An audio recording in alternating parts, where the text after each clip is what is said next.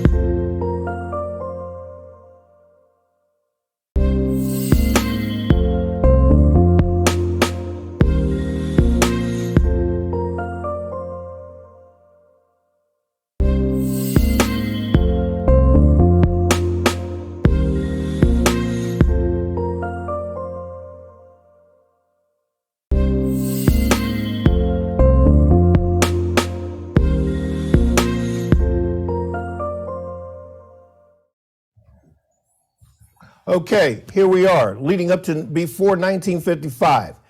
1944. Tensions are now rising between North and South Korea.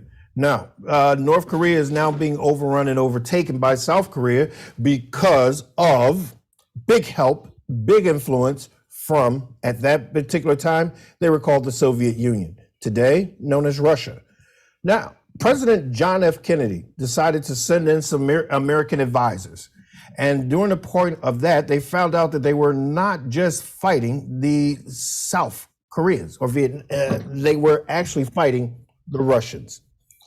Americans started sending in more troops and more troops and more troops until finally, November 1st, 1955, we had officially declared war, where we were no longer advisors and counselors to the Army. We were actually fighting for them. Now, with us today, as always, Thursday with Joe. One of my co-hosts today is the host of the Welcome Home Veterans Show, none other than Joe Griffiths. Joe, how you doing? Fine, and Vince, we have a star-studded cast going from our youngest, Vincent Lorenzo, and Will Kaiser, up to our oldest. I guess that might be me or Ralph. No, Ralph's younger than me or Terry, and mostly all Vietnam veterans. And with March 29th being a recognition day, Vietnam Veterans War Commemoration Pinning Day, it's a day to recognize Vietnam veterans. And it only took us 55 years to get one day to recognize us, which isn't too bad. So if we don't live for another 55 years, maybe we'll have 2 days. And we want to talk about one of the subjects is, why did we go to Vietnam as teenagers? I mean, a young fella, 10-year-old Vincent Lorenzo, But Carl before we Blevins do, went to Vietnam Joe, when he was 15 years old. So we want to talk about why we went to Vietnam and why we were treated the way we did. So let me lead it over to Bill, who's my co-host on the Welcome Home Show. Bill Davenport. Hey, Bill. Hey, how you doing, Vince? Guys, Bill, Vietnam veteran, United States Marine, right? that's correct. Yeah. Let me just answer part of that question. Why we went? I graduated high school in 1964. But for those boys, especially that weren't going to college, had the draft facing them. So what they did was make a decision. Do I wait till the draft gets me, or do I wait? Do I enlist? And that's what drove a lot of my friends in the early and mid 60s was the draft and the potential for not being able to pick the service you wanted to go into. Many of my friends went into the Air Force. They weren't that, even though it was 4 years compared to 2 years in the Army, thought it was a better deal. And then obviously in Vietnam wasn't a problem in 64. It was a problem in 65 though, but we were already in. So that was one of the reasons I think we got involved. Terry Yeah. Williamson, how you doing? I'm good. How are you, Vince? Great. So why did you go? Well, I went in all candor because I was 21 years old and I had a somewhat romantic view of military and military service, and I went to serve. I would have been drafted. However, I enlisted, of course, before then. I wanted to serve as a Marine officer and I wanted to see combat. It's not a lot more complicated than that. The reasons why we got in are a lot more complicated, and probably start with the Southeast Asian Treaty Organization, which some of you will recall that we were a member of in the mid-50s.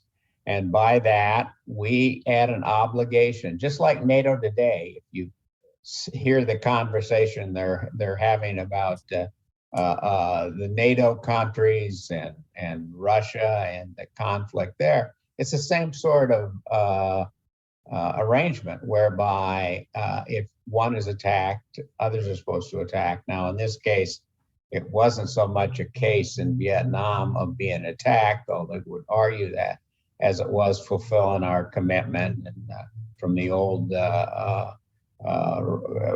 communist wars like John Foster Dulles and some of the others. And that's why we're there in the simplest terms. It's more complicated as to whether we should have been there or not. But anyway. Yeah. Well, Dennis Murphy is with us too. Dennis, why? Why did you enlist? Well, Terry was very eloquent in explaining why the country was committed to defending a sovereign nation that was essentially being attacked by another nation. So I don't have an issue with the fact that we were trying to help a democracy, a challenged democracy, but certainly a democracy, at least as far as we were concerned. We all were raised to know that we wanted to defend our country at all costs. We also were taught that communism was not a good thing. I guess if you asked the 50 million that died in Russia in World War II and Stalin and all the other things, we probably would agree with that. And I guess we're seeing it played out now, unfortunately, on the other side of the world. So the thought of not serving, if called upon, was something that was not in most of our DNA. And I already had a brother that had spent 2 years in Vietnam in really tough times. And I couldn't even imagine me trying to get out of something that I was obligated to do. So it was just a matter of we had to do our duty. And our duty meant sacrifice. And I was raised, some of us went to Catholic school, and you were taught sacrifice was the most important thing you could ever do for both others and for your religion. So I think we made the best infantrymen because we knew how to take orders. Well, I can tell you two things I've got out of Catholic school. One is sacrifice. The second thing, there is no greater beatdown than when a nun gets a hold of you. I must have been a teacher's pet. The priest of fire got me a couple of times. But, Peter, Patron, Paterno, Ralph, Yes, sir. Ralph Galati, how you Yeah. doing? I'm doing great. Why did you go? Well, I started college in 1966, and I went there because they had Air Force ROTC. And so in 1968, I joined that. And obviously, it was in the heat of the Vietnam War. I wanted to go to flight school, which I did. So I ended up in 1970 being commissioned an officer in the Air Force, went right to flight school. And of course, by then they were starting troop withdrawals. But, it was inevitable where you were going to go. And I ended up in an F-4 Phantom. And we knew that eventually you're going to end up in Vietnam, which was okay because we did the training and we went. You were in the F-4 Phantoms, and from what I understand and some of the people I spoke with about it, you weren't taking on the South Koreans. You were fighting the Russians in the air. Well, no, this was South Vietnam, not South Korea. I'm sorry, Vietnam. yes. South And Vietnam. of course, they were heavily armed by the Chinese, by the Russians. They handled all the surface to air missiles.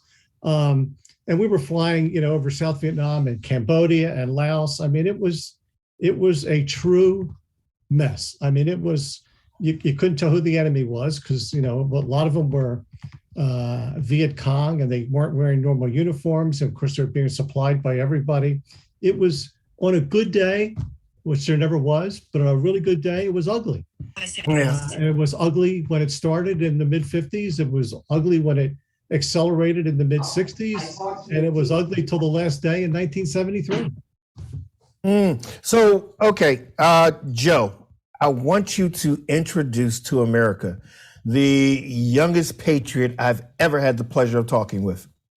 Vincent Lorenzo is from Barnegat, New Jersey, and Bill Davenport and I have a mutual friend, T. Cavanero, who came to United States at the age of 4 during the fall of Saigon, and tells the story about coming up in saipans and junkets to try and get to her uncle, who was a captain of an American ship that was donated to the South Vietnamese Navy, and they brought a boatload of people to America.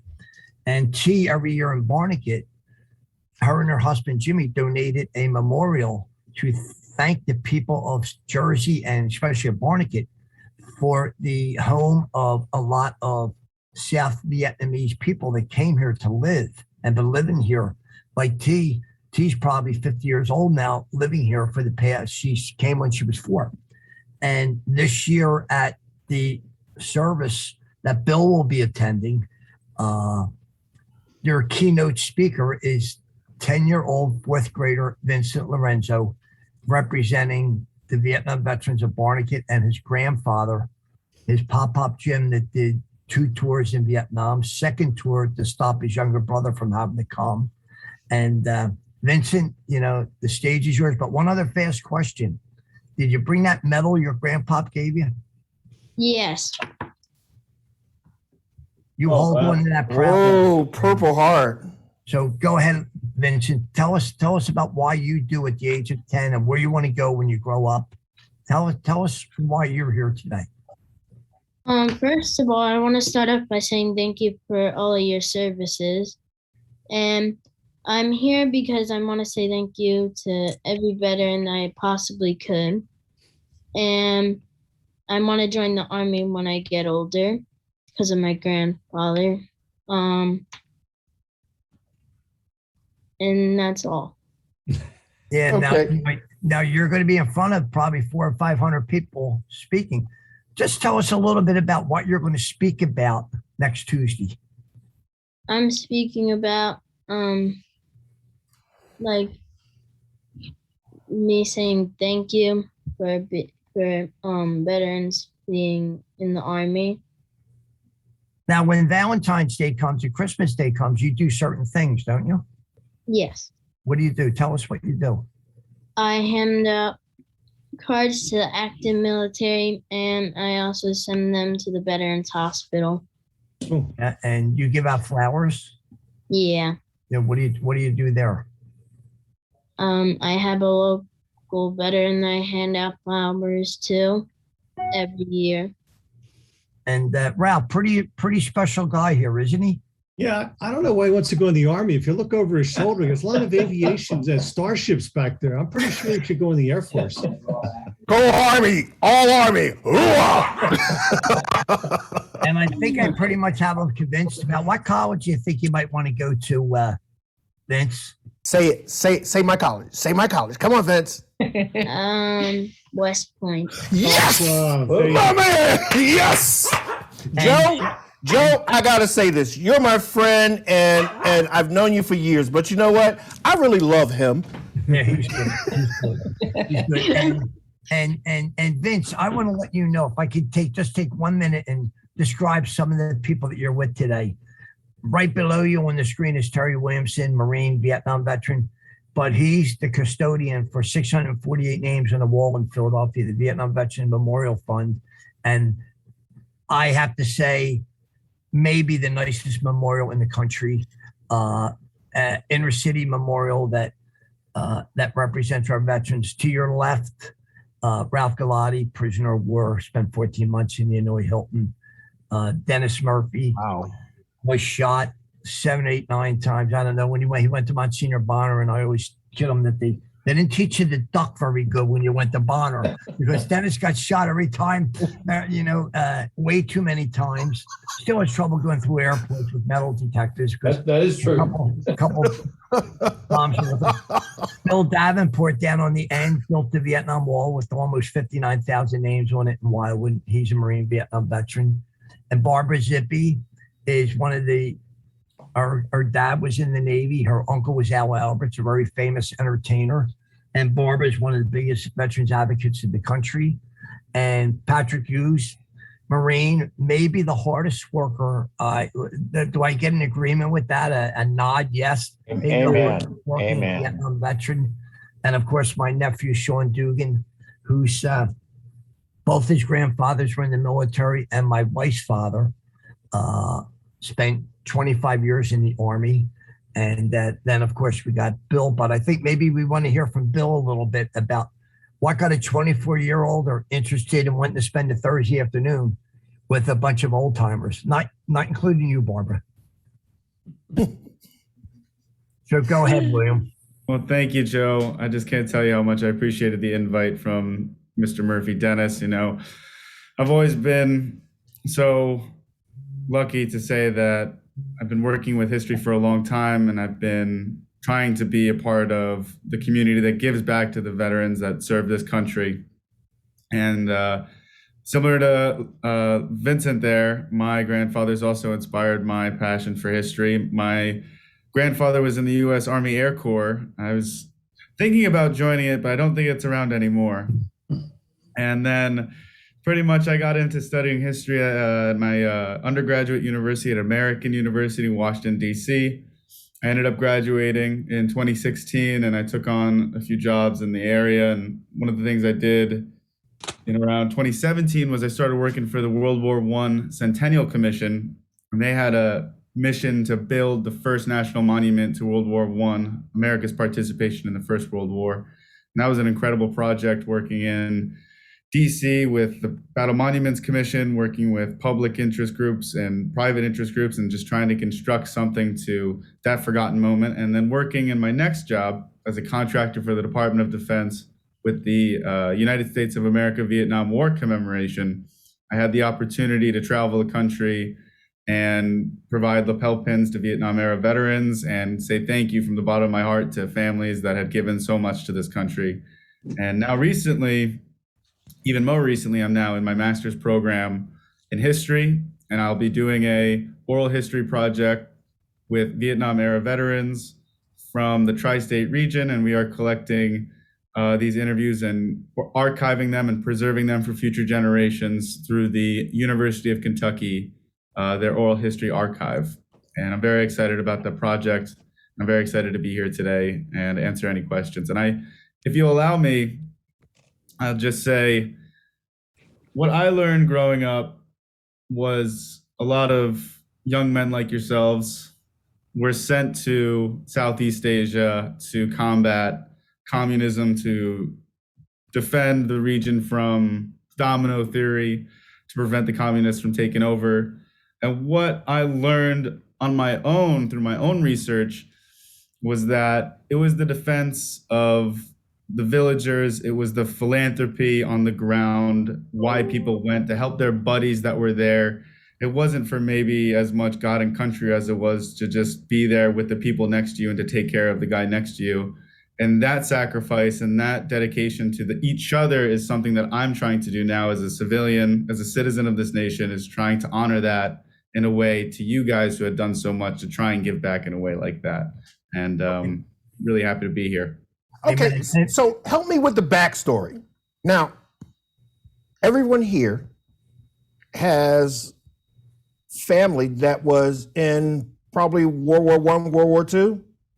Here. Yeah. So, I mean, patriotism, love of our country, we were born into that, right? So our decision to actually enlist in a war that we knew very little about was, more patriotism and service to our country. But there's a backstory of why this war actually came in our front door. Can you help me out with that? I tell you, from my perspective, growing up in Upper Darby, I can remember getting on the PTC bus, and there was a placard in there with Khrushchev with his shoe, banging the shoe, saying, "We're going to bury you, America." We all remember getting under our tables, our desk in school, as if that was going to protect us from a nuclear assault. So we were programmed to have an enemy. We knew about World War II. We had family that went to World War II. Korea certainly was just hot. So this was almost like what you had to do. And I guess some of the younger folks now with Afghanistan, Iraq for 20 years, if you were 23, 24 years old, you would think they had to be at war all the time as well. So it was a natural reaction to all of us, I think, that we had to go to call because the country was needing us. And it was not something that you if you didn't do it, you'd be looked at and viewed in a very different fashion. Yeah, I think it's called coward. I remember the drive for public service was pretty interesting back then because, in the middle of the war, even at its height, only half the soldiers or troops were really volunteers. And then you had the draft that kicked in and the lottery system that was kind of farcical. And I think the big push at that time, because it was really the first major conflict. I mean, we at least heard about Korea, but nobody knew where the hell Vietnam was. And I think it was just the momentum around public service. It wasn't like the economy was so bad that you couldn't get a job. I think the momentum around public service, and as Dennis mentioned, by the time we got to the late 60s, we had already been fighting for 5 or 6 years. And I think people felt compelled to do what their ancestors did or what their neighbors did, which was serve your country. And this was the way to serve your country if you were considering any kind of military obligation at all. Well, Ralph, you said something very, very important. I'm looking on the screen. There's Army, there's Air Force, there's Marines. Whether in the 60s when the draft was going on, or the National Guard, or you had people that served, were lifers that spent 20 years. We all went to a foreign country, but we all worked as a team. Patriotism has no color or race or color of a uniform or rank. And I think one of the greatest things that came out of the Vietnam War was how we all went as youngsters, as middle age, some had education, a lot of dropouts from college, a lot of guys that were let out of prison. But when they got to Vietnam, they worked as brothers. They worked as a family. They weren't afraid. A Marine was not afraid of jumping on a grenade for a Army guy, an Air Force guy, or maybe a guy that was released out of prison in exchange for going to Vietnam. I think every Vietnam veteran that went to Vietnam went, every Vietnam veteran that died in Vietnam died for, and every veteran that came home came and served for love. Let me tell you how that actually happened.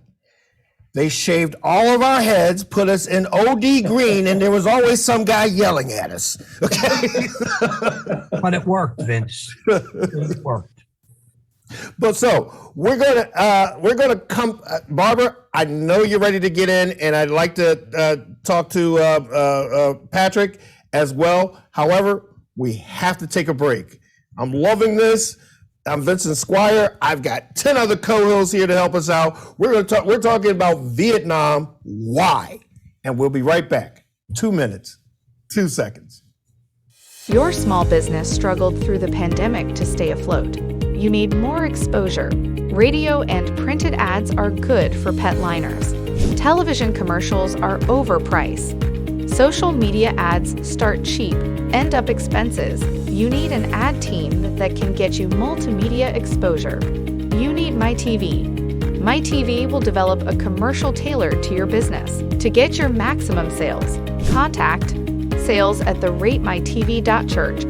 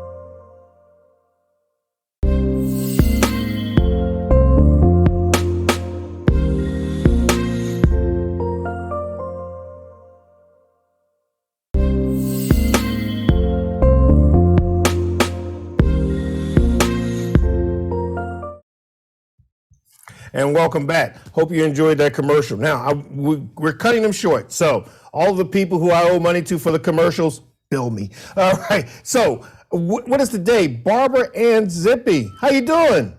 Good, Vince. It's great to be here, and thanks to Joe for inviting me. Well, welcome to the He-Man Woman Haters Club. Well, no, this is a great group of guys. I have gotten to, number one, be among this distinguished panel. It's amazing. Vincent, I'm thrilled about young Vincent participation. Veterans are very close to me because of the Delaware County Veterans Memorial and the people on this panel that I have met, far beyond proud to be associated with. Vietnam, and really I'm here representing an Italian-American point of view as the new associate publisher of the Italian-American Delaware Valley newspaper, Herald newspaper. But in the culture, I remember my cousin Vincent coming from South Philly, coming home from Vietnam in the late 60s, early 70s, shaken when he went to pick up that cup of coffee at the dining room table. And nobody in the family said, and he was a medic in the helicopter battlefield in Vietnam. Oh, everybody was like, leave Vincent alone. Even today, 65 years old, we tread lightly around Vincent. And I got another macho cousin that just, served battle infantry, and respect him greatly, but they don't talk about it. But going to pull together what Ralph Galati said about family pride and fighters and thinking about the Italian culture, and what William Kaiser is putting together.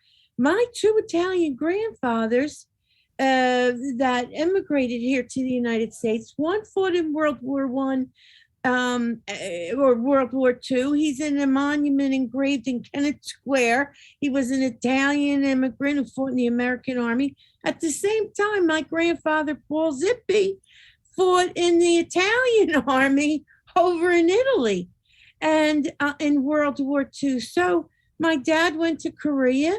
My uncle Al Alberts went in the Navy, all Italians. It is their mission and their effort.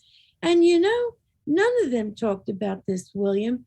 So what you're doing is instrumental, because in my recent travels to Italy, since a young girl from 1975 in a little village in Abruzzi, I would get walked around that town and they would say to me, that's the castle that was burned out with the World War II bombs by the Americans when we all had to run into the fields. And then by the year 2000, that burned out castle was renovated into a hotel in this little village mountaintop because of the Jubilee year. Warren Quo came on that trip along with some other Italian Americans, and they saved the big bomb shell casings in that place high there.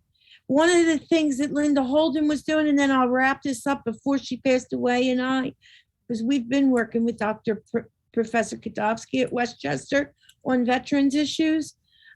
We were going to try to do something with Italian veterans and United States veterans live with the students from their memorials, from the Newtown Square one and the ones in Italy. They all have wonderful veteran memorials. Barbara, So I have that'll be my a word best about question to ask. Do you think What? we'll get an article from Vincent Lorenzo before 4th of July in the Italian American newspaper? I know Lorenzo is not Italian. However, I am definitely going to be including this program and these panelists in issues. I think this is cool. I'm thinking of ways to involve Italian Americans and veterans for some print stories on this, Vince. We'll work on it. I know some sponsors. I Go am ahead, Ben. Italian. I am Italian. Oh, Lorenzo, that's even better. How great that Barbara- you are absolutely Barbara, right. we'll clue you in on nationalities. Okay. Well, You you know think what? with the vowel at the end of his name would be a huge hint. Lorenzo, I did not want to disrespect your last name and assume you were Italian. I was biting my tongue thinking you were a Hispanic American. Please accept my apologies. Oh, Well, not a Not problem. my- You're allowed to ask her what a zippy is, because I'm still. we gotta find out. Listen, if we can get back to Bill Davenport. Bill, for years to come, what do you think? And this goes to Terry also with the Vietnam Wall in Philadelphia, but the Vietnam Wall, which at one time was the second largest Vietnam memorial in the world, what do you think that wall will stand for 50 years from now when we're all gone? I think it will still be there. I think it'll be like Washington, D.C., which is really developing many war monuments now. They had some smaller ones, but the World War II monument came late, much too late. Fortunately, the Korean monument came not long after the Vietnam War, so the Korean veterans were honored in a way that the World War II guys, and I think it was William mentioned about the World War One monument. Obviously, many years late, there is no World War One veterans remaining today. We have a monument in Wildwood we've had for over 80 years dedicated to the World War One. We recently moved it to a place called Memory Lane that announces that recognizes all 75 deceased members from the entire island from all the wars. So I think monuments will be around forever. They don't glorify the war; they glorify the soldier. Right. What, William? A quick question for you. In your research, what was the reason? Now we know why we went. Patriotism. We're going to stop the spread of communism. That was the actual headline. But the real story, why did we go? Well, I'd be happy to answer that question. I actually have a great response to that. But Bill, I just would like to say about the wall, our class is going to be taking a trip down to the wall in late April. And some people have never seen the wall. So I'm really excited for those students to see the impact it has on them. But Vincent, your question about what happened in Vietnam is complicated in one sense. And the simple answer is, I'll try to give it to you. At the end of World War II, there was a debate between what was going to happen in Southeast Asia once the Japanese were defeated. Whether the countries would receive independence from the colonial nations, as America had been instructing them that would happen, or whether they would fall back under the imperial interests of places like Britain and France. And what ended up happening, the United States was providing forces in Vietnam, supplies and training to defeat the Japanese. These forces were the Viet Minh that would fight the French after the Americans left. What the deal was, France would be supplied by America to prevent communism from taking over in South Vietnam. And another issue was they wanted to keep, the United States government in the 40s and in the early 50s wanted to keep France powerful and happy so that they could contain communism in Europe should a breakout of the Russians occur and World War III happen. We wanted to have the French on our side. So in the 50s and then in the 60s, we keep helping the French, and then they get bogged down in Dien Phu, and they lose tragically to the Viet Minh. And at that battle in 1954, they have to, as part of the deal, South Vietnam and North Vietnam are partitioned. The French have to extract themselves from the area, and then the United States fills that void and tries to have a diplomatic process between South Vietnam and North Vietnam, which then collapses into the fiasco that we know as the Vietnam War. So I hope that's simple. Let me go ahead. Let me just add that was a nice history in general terms, but I would still go back to that. You have to remember what was going on, that we were actually working with our allies in the Southeast Asian Treaty Organization. They wanted to halt the spread of communism. We did as well. So we had certainly common interests. But that at least led more directly, I think, to the war, and is why we're in the circumstances we are today. You see the same thing, as I said, happening again in support for NATO and other countries. So, but we entered into the Asian Treaty because we wanted to get our dibs on that huge untapped resource of agriculture. So now this was a military alliance and a political alliance, as much as anything, just like NATO. That's what I was trying to reinforce. Right. Okay. So, all right. Now, I've got a question for you guys, but we've got to take a break, and I promise it's going to be quick. Okay. So I'm Vincent Squire with Terry Williamson, Joe Griffiths, William Krasner, Bill Davenport, Barbara and Zippy, and a man who I'm really starting to love, Vincent Lorenzo. And somewhere along the line, we'll come back, and I'm hoping that we'll have Patrick Hughes back. So we'll be right back. And this will not be 2 minutes because I really want to get to this question. Thank you. See you soon.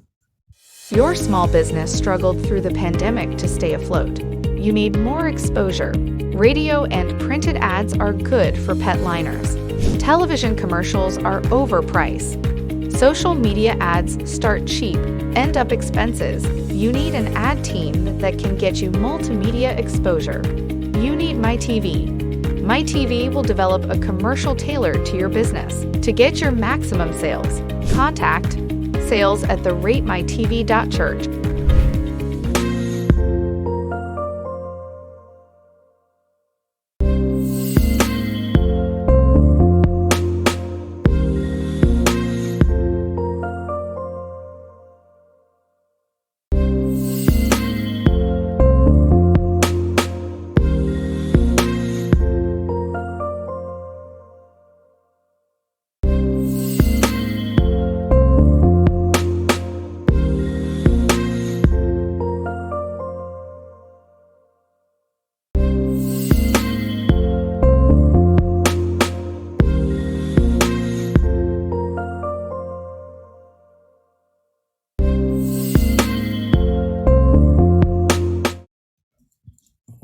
And welcome back. Now, I'm posing this question because, going through Vietnam, I just missed it, being a little younger than some of the guys in this distinguished panel, except for Vincent and William. However, we went in as patriots. We did everything, to keep our brothers safe and to make sure that, everyone was protected and everything possible so that we can come home to our families. Yet, when we got back onto the United States, and this still stings with my family today, we weren't treated favorable by our own people. Does that sting still? I know time heals all wounds, but does that still sting a little bit to some of you? Well, just to tell you a story, I went back to my job when I got out of the service at Corvettes. Some of you will recognize that name. Wow. Yeah. Wow. And it was Korean veterans. I'm not exactly sure all the details, but any case, I went back before I went back to Westchester, went to college. So I had a ring, a little mountain yards. We had liberated a village of mountain yards. We're moving through the village, the jungle, to get to an area where Chinook could come in and pick them up. And they were making little trinkets at night. And I had a red, white, and blue hippie ring, if that's the term I could use to describe it. So I took some things over to another table and I dropped it off. And the lady said to me, and she was probably 45, 50, she said, "Oh, where'd you get that ring?" And I couldn't say the word Vietnam because I was afraid of the reaction. I said, "Well, I got it in Southeast Asia." And she looked at me and said, "Were you in Vietnam?" I said, well, yes. So when she swung at me, I was able to duck. And she looked at me straight in the eye and said, "Because of you, my son's in Canada." I just turned around and walked away because we weren't prepared for this. This isn't what we grew up with. You honor people, or at least you don't give them a hard time. So, and it was tough sometimes meeting, certainly young ladies tell, "Oh, I was in Vietnam," and they weren't very interested in you. So yeah, it bothered me a bit, but I would never let them get me because that means they won. But that was an experience I didn't expect to have. Let me add to that. There were almost 3 million soldier troops that fought in South Vietnam. When they came back, they were baby killers and bombers of a hospital. It was the ugliest of time to come back. And like Dennis says, you sure couldn't put down you were a military veteran, let alone a Southeast Asia guy, on your resume because nobody would hire you. And that's why in recent decades, we had the wall built in DC. We've got a holiday coming up. We have people welcoming us home. And I was one of 591 that were welcomed home in 1973. 591 out of 3 million. But I think today, the slogan that we have heard most often from Vietnam vets is we will never again allow a veteran to come back alone or unrecognized. And that was brought about because of Vietnam veterans, that they just weren't going to let that happen to another soldier coming back from combat. So, time does heal a little bit. I think the sting still exists with some of the veterans, but the country itself, I think, has turned around a bit and have finally, after a lot of years, maybe shown a little more appreciation for what Vietnam vets went through. Vince, what Ralph just said is true. but it still goes on. Profiling, disrespect to Vietnam veterans. I don't know what's in the name. Like we said, we couldn't find it on the globe. We weren't taught it in school. Most of us, I think my mother was the only one that ever pronounced it. Vietnam is the correct pronunciation, I believe. We all say Vietnam but anyway, it still goes on. I don't think anybody knows. I think we were the target of protest because if the protesters didn't have us to protest, they didn't have anybody to stand behind because they didn't want to go. So they felt if they protested enough, we wouldn't go and nobody would go and they wouldn't look bad. Now, I don't know if that came out to make a lot of sense, but I'd like to take a minute, go around the board real fast. We went to Vietnam. We were told word was if you had your girlfriend pregnant, they didn't want you. They could draft 5 guys to 1 if they were single and the government didn't have to pay for their upkeep of their wife and their child. They had to give them a bigger paycheck every month. If you weren't smart enough to be enrolled in college, you were a big option that you were going to turn around and be drafted.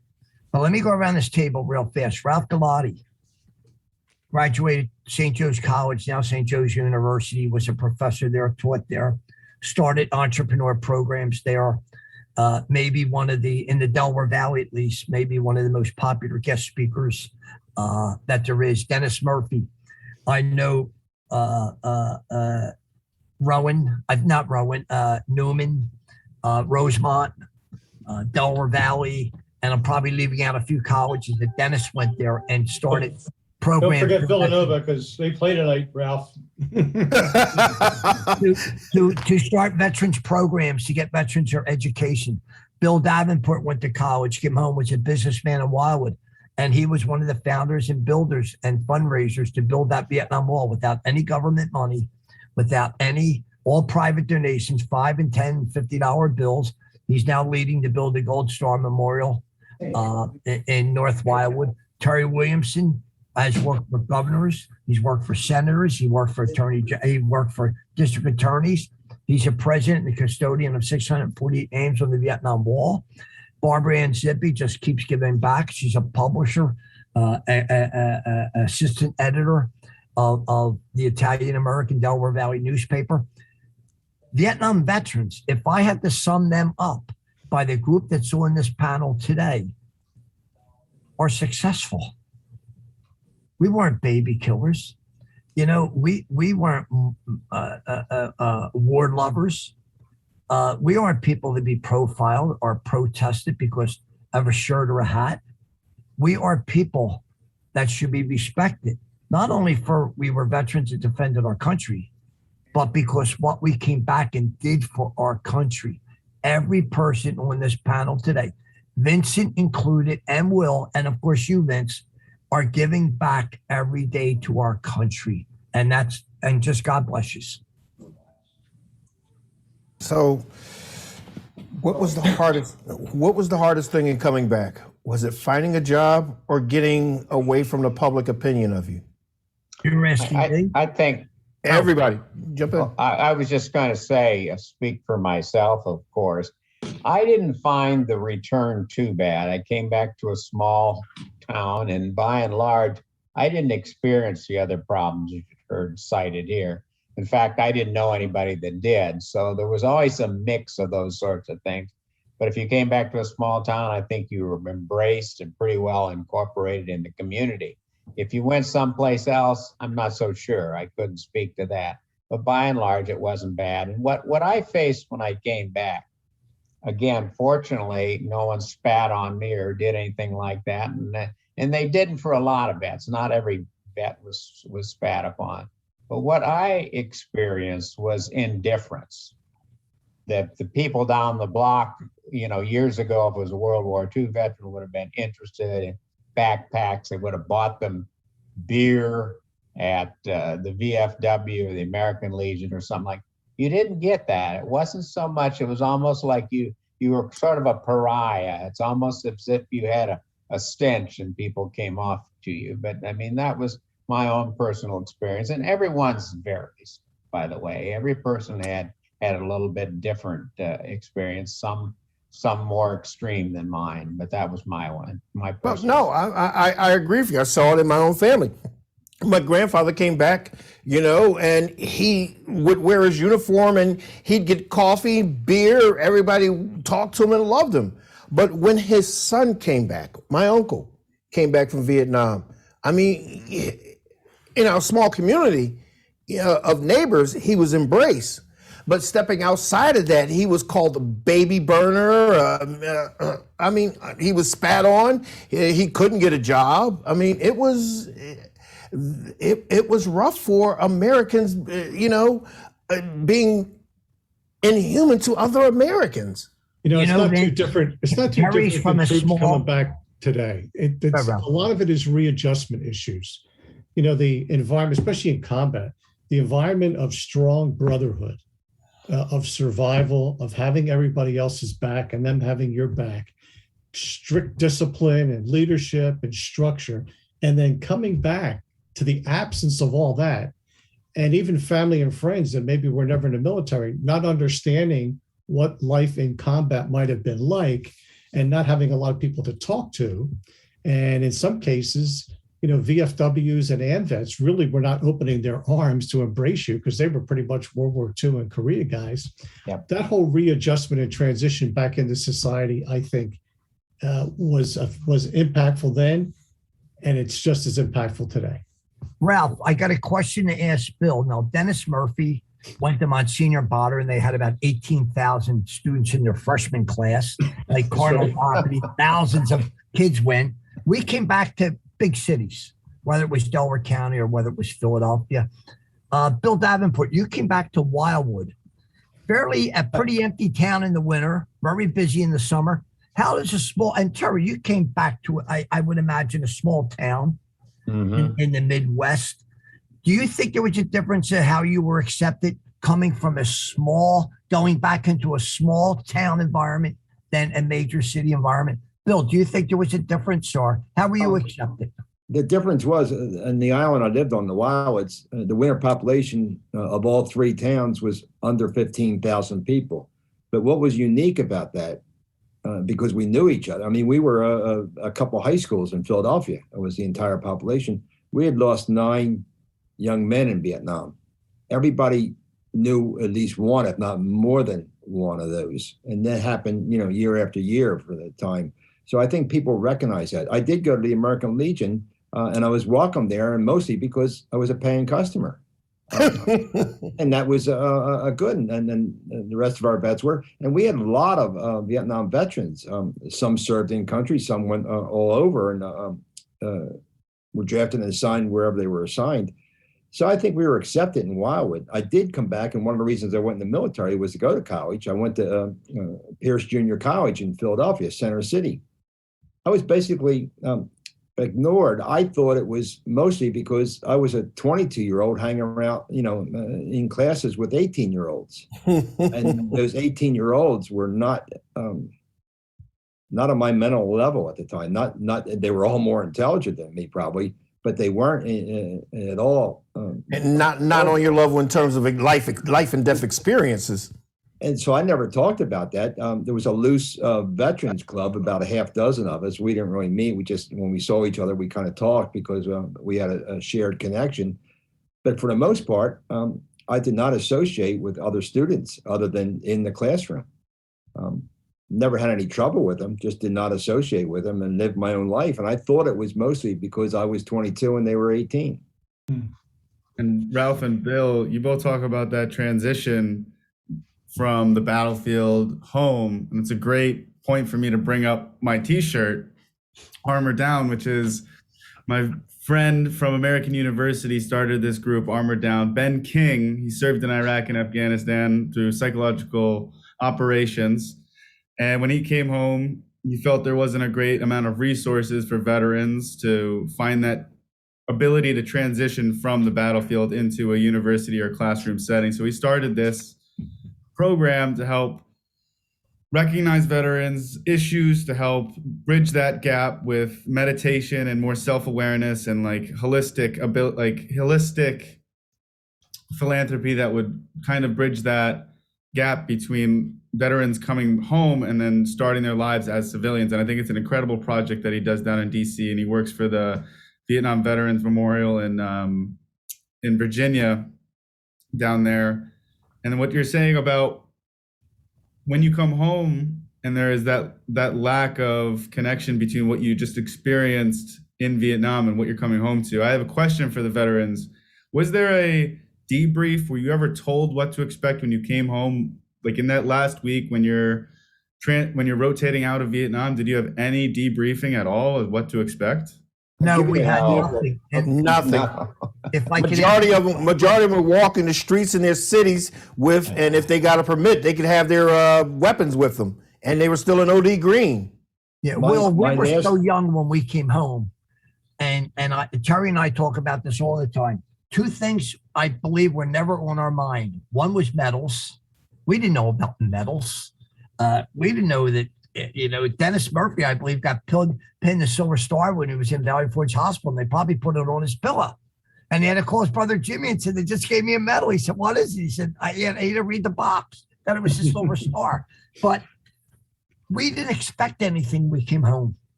We were just barely out of our teenage years. We just wanted to get on with our lives. We didn't get off a plane and expected a lot of hurrah and thank you and pats on the back.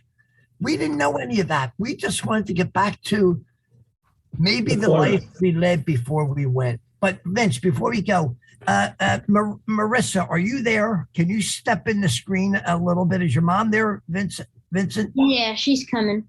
Yeah, let her on because I have an important question to ask. Hi, Marissa.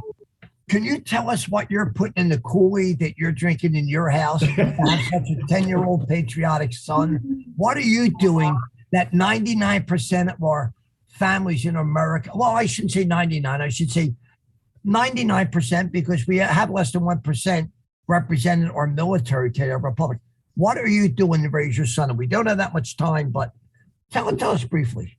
Nothing. He just has always had a passion and love for history and a fascination with the military. And I can't say that I've honestly done anything except share stories of my dad.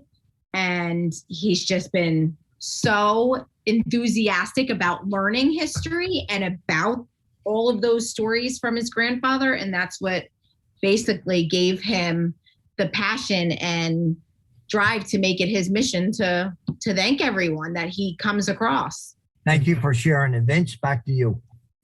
Okay. Well, Hey, Vince, listen. just Vince, for those that are interested, the traveling wall, the wall that heals, the Vietnam Wall, is coming to Newcastle, Delaware on April 28th for a few days. So those that can't make it to DC or have never experienced the Vietnam Wall, it's a short hop, down from 95, the end of April. Vince is being Okay. put on by a high school math teacher. The first time in the state of Delaware, it'll be in front of a high school, Nora Hutchinson. And who's the guest speaker there that day, Vince? Ralph? Something guy by not name of done. Galati. Guy by name of Galati. Okay, so we're going to skip the break. So let's go down the line. Last words. Where you're going to be, how people can find you, what you want people to know about a Vietnam veteran. Let's start with you, Ralph. As Joe will tell you, I'm available for helping veterans with benefits, with jobs, with guidance, pointing them to the right suite of benefits. I live in Delaware County, so it's a large population. Anything we could do to help, you can connect with me or through Dennis or Joe. They all know how to reach me. Okay, Terry. Yes, as I said, I'm president of the Philadelphia Vietnam Veterans Memorial. If you want to go online, that's the easiest way. There's a telephone number. You call that number and they'll get in touch with me. Dennis. Yes, I'm the vice president of the Delaware County Veterans Memorial Association. And by the way, Barbara Zippy was founding member of the memorial and did so much to get us up and running and off the ground. We can't have a program without thanking her for what she did for us. Barbara. Thank you. Well, I do want to say a couple things, and thank you, Dennis. I was brought in by a founding member, Linda Holden, and it was the best thing I did. Ralph, if you get me a written press release or a picture, I'll post it on the Italian American Facebook page, which Consider is it done. Consider it done. okay, Thanks. good. Hey, William Murph, you and Kaiser- I are Irish. We're out of that. I know. Listen, Yeah, I've, I get Joe in there.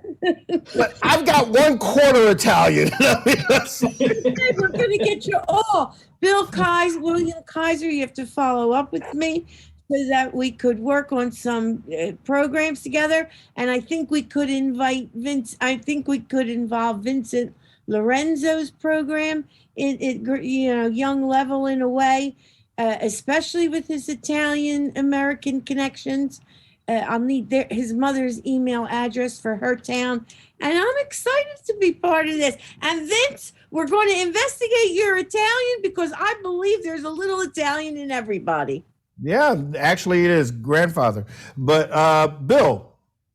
Well, what I like to say is I come from the island, had the great honor of developing some of the memorials. Like Joe says, we're working on the Gold Star Family Monument. I spent an hour on the phone, our final step before I write the check. We're at that stage right now. The best, even though these are great times when you can do that, the best thing, I was in the Acme today, and an old friend of mine stopped. He's a veteran, and he's frustrated with the VA. Helping individual veterans with getting through the VA frustration is probably the most rewarding. We spent a half hour talking because he has a CMP coming up, and he didn't know if he should go and what he should do and why are they taking so long. He's my age. Why is it taking 50 years to recognize the problems? But helping individuals is probably the most satisfying part of me being known in the island by developing monuments.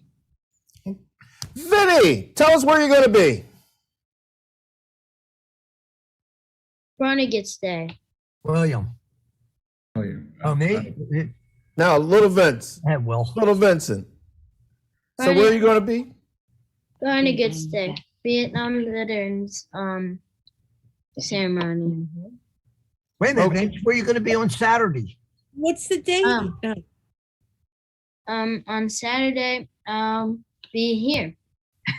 No, he's going to be. Okay. You're going to be on Joe Griffey show. He'll be on his show. Yep, but here in the same spot.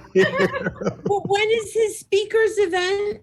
My speaker's event Monday, Tuesday, March 29th at 3:00 in Barnegat.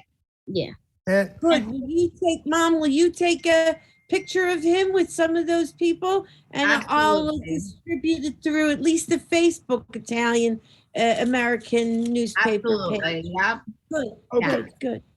I'm Kaiser. Thank you, Vincent.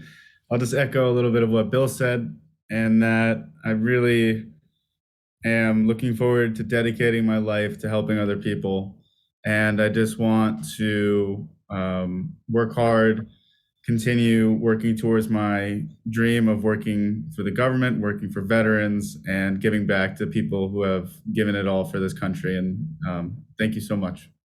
And let's see, if you haven't had the pleasure of hearing the Joe Griffey show, you have really missed a treat. So, Joe, what's going on for Saturday? Well, we have a typical interviewing 6, 7, 8 people, but one of the greatest things about Bill and I doing the show is we have testimony to there are just so many great Americans in the world. The most common used word spoken today now is Putin, one of the most evilest persons in the world. What I'm lucky as, I get up every day to talk to great American heroes, leaders. Some are followers, some do both, entrepreneurs, college professors that are giving back to our country. We should never lose the focus that we have many, many more great people in the world than we do bad people. And a lot of them great people are on the screen today. Well, did I forget anybody? Did I leave anybody out? Think I got everyone? Hurry. Perry. No, I can go again and repeat the same. No. Okay. Well, great. Vince, I do want to thank my nephew Sean. That is I love him dearly, and he came on the Zoom today, and he's been listening, and I just want to thank him for taking his time out of his busy schedule. Well, once again, Joe, I want to thank you for putting together such a great panel of guests. And all of you, I want to thank you for your service. Thank you for your time. Thank you for your contributions. And also those of you who fathers, grandfathers, brothers, and uncles have served as well. Me being a Gulf War vet, the sentiment had changed. People hated the war, but what they did do was learn to love the warrior. People, and they got that in part of the understanding of the treatment that all of you have experienced when you came home. Me serving in the United States military, one of the most insulting things I've ever heard in my life was a potential presidential candidate calling people in the military losers and suckers. Nothing could be so far from the truth. If you listen to these people today, one thing that you will get is a love for their country, a patriotism, and the ability to answer the call to serve. The reason that we are one of the most sought after countries to live in is because we stand on the backs of gentlemen and ladies like you see here. Those who have given their lives for freedom, those who are, and also those who have paid the ultimate price for our freedom. The best, and then they come home to being ridiculed, spit upon, called names, cannot find jobs. And even today, they're still having issues with the VA and getting treatment for things that they know all too common, like Agent Orange and post-traumatic stress. The best thing that we can do for our veterans is not think that they're going to fade away into the dark, but give them a hand, give them a congratulations and a thank for their service. Talk to your politicians so that they can streamline and improve the quality of the pay system. But most of all, give them your understanding because they deserve it. I'm Vincent Squire, and if God's will, we'll be back tomorrow to discuss the issues of our life. Thank you all once again. God bless you. Your small business struggled through the pandemic to stay afloat. You need more exposure. Radio and printed ads are good for pet liners. Television commercials are overpriced. Social media ads start cheap, end up expenses. You need an ad team that can get you multimedia exposure. You need MyTV. MyTV will develop a commercial tailored to your business. To get your maximum sales, contact sales@theratemytv.church